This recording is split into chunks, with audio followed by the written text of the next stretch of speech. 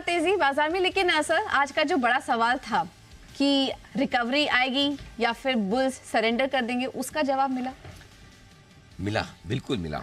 और आज के सेशन में पूजा जो कुछ हुआ है वो बहुत कम देखने को मिलता है। अच्छा। पहला जो शुरुआत हुई, देखिए आज शुरुआत में कमजोरी के संकेत तो थे, इसमें कोई डाउट नहीं। और सुबह हम बात ही कर रहे थे 100 पॉइंट नीचे गिफ्ट निफ्टी खुलने के जो संकेत है, हमारा ये कहना था कि 100 पॉइंट बनता है, 30-40 पॉइंट अमेरिका के गिन लीजिए और 60-70 पॉइंट एफआईएस की बिकवाली के गिन लीजिए। और 5 दिन से आप रेंज में फंसे और जब आपके ऐसे संकेतों को तो रेंज के नीचे एक बार तोड़ना आपको बनता है। और उसमें भी ये क्लियर था कि शुरुआत 50 पॉइंट नीचे करेंगे और उसके बाद हम नीचे जाएंगे। शायद 24,365 24,465 की अच्छी रेंज है, उस रेंज को होल्ड करेंगे। लेकिन आज फर्स्ट हाफ की सबसे बड़ी कहानी क्या थी? यही कि आप कमजोर हुए। पहले 24,500, फिर 24,400, फिर 24,300, फिर 24,200। ये सारे लेवल टूटते हुए देखे हमने। मतलब कोई लेवल ऐसा नहीं जो बच पाए। 24,180 और एक्चुअली सबसे इंपॉर्टेंट लेवल आज का यही था, इसलिए नहीं कि अब वहां पहुंच गए, क्योंकि सबसे बड़ा ब्रेकआउट आपको 24,175 के ऊपर मिला था। आपको याद होगा 24,200 की रेंज में बाजार बार बार 24,150-75 पे जाके रुक रहा था और वो बड़ा ब्रेकआउट मिला। उस बड़े ब्रेकआउट के बाद आपने 875 888 का हाई बनाया। सोचिए 700 पॉइंट का करेक्शन आपको ऊपर से नीचे में 7 सेशन में मिल गया और वापस वहां से। तो ये तो हो गया, ये तो हॉरर शो था सुबह का।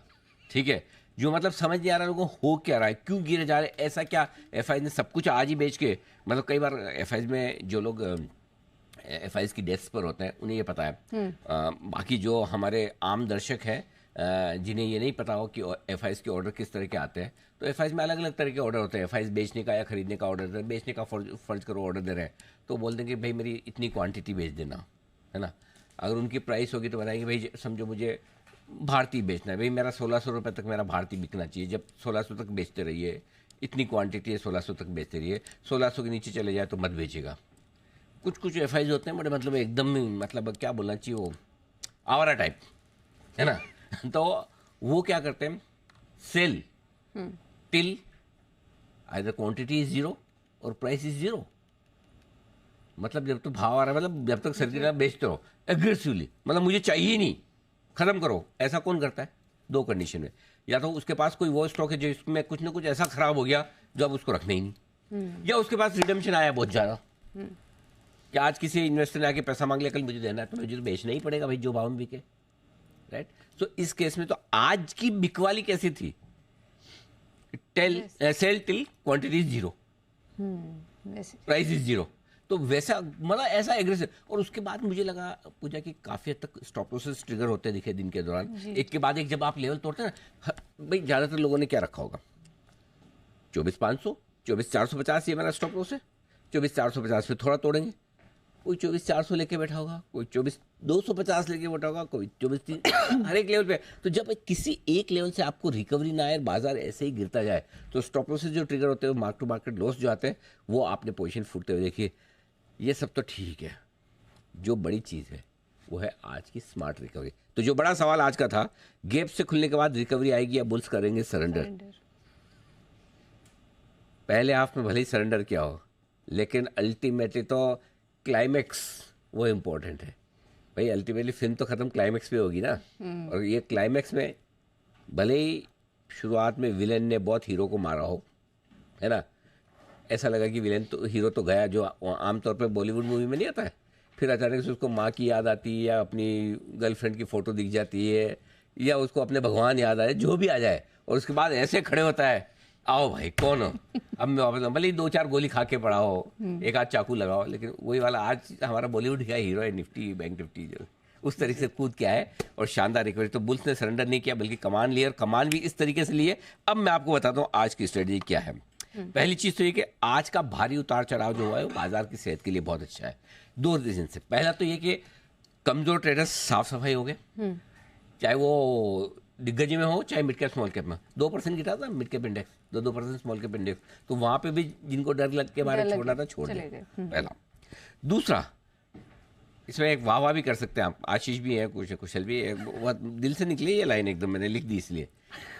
आज की गिरावट डरावनी लेकिन रिकवरी सुहानी। वाह वाह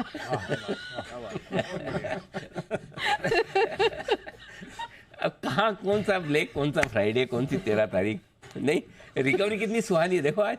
enjoy, have fun in life. क्या है, शुरुआत में डरा तो काफी रहे थे शुरुआत में फ्राइडे है, शुरुआत 13 तारीख है। सुहानी, मैं तो सुहावनी लिखना चाहता था लेकिन शेषता ने लिखने नहीं दिया, बोले ये सुहावनी नहीं होता, मैंने होता नहीं था। बॉलीवुड की फिल्मों में गाने में कौन सा एकदम एग्जैक्टली वर्ड लिखा जाता है, वो तुकबंदी तो राइमिंग तो की जाती है, अपने सुहावनी लिख देते, ठीक है कोई बात नहीं, गिरावट डरावनी लेकिन उछाल बेहद सुहावनी, ठीक है। रेंज को नीचे तोड़ते तोड़ते हम रेंज को ऊपर तोड़ने की कोशिश कर रहे हैं। कहाँ तो हमें लग रहा था कि 24,450 के नीचे बंद मिलेगा, अब 24,750 के ऊपर बंद होने को तैयार हो रहा है मार्केट। ये तो बिल्कुल उल्टा हो गया। अब क्या करना है वो अच्छे समय के लिए, निफ्टी 24,750 अगर इसके ऊपर आज, वैसे तो 24,705 के ऊपर बंद होने पे भी सब कुछ फर्स्ट क्लास है, लेकिन 24,750 मैंने सेफर साइड पे लिखा है।